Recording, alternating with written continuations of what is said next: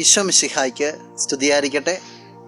പ്രിയ സഹോദര സഹോദരി, ഈശോയുടെ നാമത്തിൽ നല്ല ഒരു ദിവസം നിനക്ക് നേരുകയാണ്.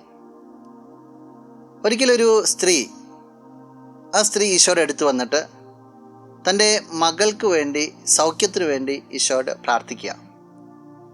ഈശോ ആദ്യമൊന്നും ഗൗനിക്കുന്നില്ല. പിന്നീട് അവൾ വിശ്വാസത്തിൻ്റെ ഒരു വാക്യം ഈശോയുടെ മുമ്പിൽ വെച്ചു. ഈശോനെ വല്ലാതെ സ്പർശിച്ചു. ഈശോ നേരം നൽകുന്ന മറുപടിയാണ് വിശുദ്ധ മാർക്കോസ് അറിയിച്ച സുവിശേഷം 7-ാം അധ്യായം 29-ാം തിരുവചനം. അവൻ അവളോട് പറഞ്ഞു, ഈ വാക്കുമൂലം നീ പൊയ്ക്കൊള്ളുക, പിശാച് നിന്റെ മകളെ വിട്ടുപോയിരിക്കുന്നു. ഏത് വാക്കുമൂല? അവൾ അർപ്പിച്ച വിശ്വാസത്തിൻ്റെ വാക്കുമൂലം. ഈശോന്ന് ശക്തി തന്നെയാണ് പുറപ്പെട്ടെ. ഒരു സ്ത്രീ വന്നിട്ട് വിശ്വാസത്തിൻ്റെ ഒരു പ്രഖ്യാപനം നടത്തിയപ്പോൾ ആ സ്ത്രീക്ക് ഉത്തരം കിട്ടിയ സ്ത്രീയുടെ മകൾക്ക് സൗഖ്യം ഉണ്ടാക്കി. പിശാചാണ് വിട്ടുപോയത്. എത്ര കാലമായി നീ ക്രിസ്തുവിൽ വിശ്വസിക്കുന്നു?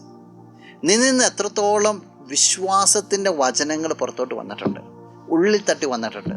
എത്രത്തോളം ഈശോയെ കൊണ്ട് പ്രവർത്തിപ്പിക്കുവാനായിട്ട് നിൻ്റെ വിശ്വാസത്തിന് സാധിച്ചിട്ടുണ്ട്? ഒരു ആത്മപരിശോധന ആവശ്യമാണ്. നിൻ്റെ വിശ്വാസം വർദ്ധിക്കട്ടെ. ചുറ്റുപാടിലും നിൻ്റെ ജീവിതത്തിലും അത്ഭുതങ്ങൾ കൊണ്ടുവരുവാനായിട്ട് നിൻ്റെ വിശ്വാസം യേശുവിൻ്റെ ഹൃദയത്തെ സ്പർശിക്കട്ടെ. നമുക്ക് പ്രാർത്ഥിക്കാം. കണ്ണുകളടച്ച് കരങ്ങൾ കൂപ്പാം. നല്ലവനായ കർത്താവേ, നിന്നെ അങ്ങ് സ്തുതിക്കുന്നു, ആരാധിക്കുന്നു, മഹത്വപ്പെടുത്തുന്നു. നിന്റെ നിറസാന്നിധ്യത്തിന് പ്രത്യേകമായിട്ട് നന്ദി പറയുകയാണ്. ഈശോ ഈ വ്യക്തിയുടെ വിശ്വാസത്തെ വർദ്ധിപ്പിക്കണമെന്ന് പ്രാർത്ഥിക്കുന്നു. അത്ഭുതങ്ങൾ കൊണ്ടുവരാത്തക്ക രീതിയിൽ, നിന്റെ ഹൃദയത്തെ ചലിപ്പിക്കാൻ തക്ക രീതിയിൽ ഈ വ്യക്തിയുടെ വിശ്വാസത്തെ നീ സ്വാധീനിക്കണമേ. ഇന്നത്തെ ദിവസം നിന്റെ നാമത്തെ അനുഗ്രഹിക്കപ്പെടട്ടെ.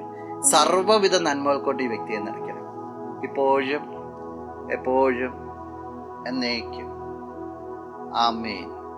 നീന്റെ സർവ്വം, നീ എനിക്കുള്ളവൻ, നീന്റെ സർവ്വം എല്ലാറ്റിനും, നിൻ ജീവനിൻ പേർക്കാ തന്നതിനാ,